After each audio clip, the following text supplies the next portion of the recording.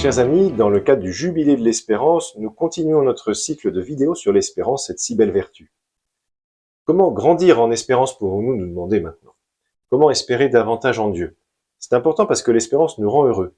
Plus notre espérance est grande, plus nous sommes heureux. Et à l'inverse, moins nous espérons, plus nous sommes tristes.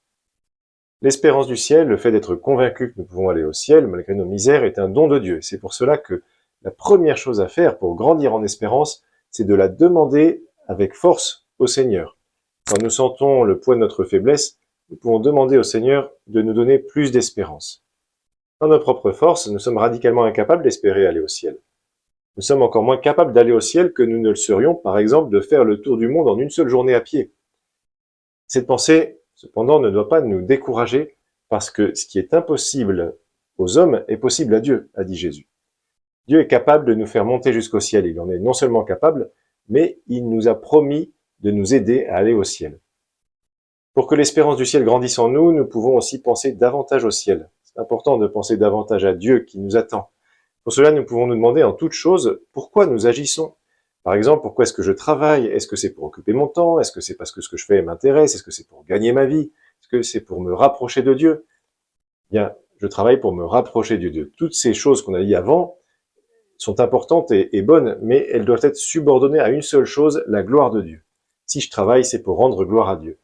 Je rends gloire à Dieu par mon travail bien fait. De la même manière, si quelqu'un fonde une famille, par exemple, bien que ce soit pour la gloire de Dieu, ce qui n'exclut pas d'avoir d'autres objectifs, bien sûr, mais qui sont toujours subordonnés à celui-ci, la gloire de Dieu. Ainsi, le regard constamment tourné vers le ciel, tout en ayant également les deux pieds bien calés sur la terre, nous grandirons en espérance. L'espérance grandit également par la confiance filiale en Dieu. Le fait de considérer que Dieu est un Père nous aide beaucoup à espérer que ce Père nous accueillera au ciel. Il nous y attend et veut plus que nous allions au ciel. Il nous donnera toute l'aide dont nous avons besoin pour y parvenir. Il nous faut mettre cela fermement dans notre tête et dans notre cœur.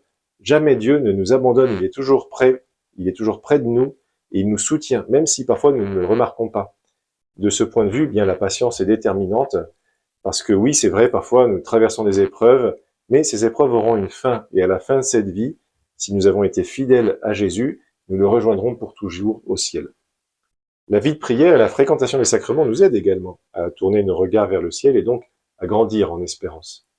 Enfin, nous avons la ferme confiance que la Vierge Marie intercède pour nous. Elle est la mère de Jésus et notre mère. Or, qu'est-ce qu'une mère veut davantage que de voir tous ses enfants réunis? La Vierge Marie est toute puissante auprès de Dieu et par son intercession, eh bien, nous obtenons la grâce du salut, nous qui lui demandons si souvent, dans Je vous salue Marie, de prier pour nous, maintenant et à l'heure de notre mort.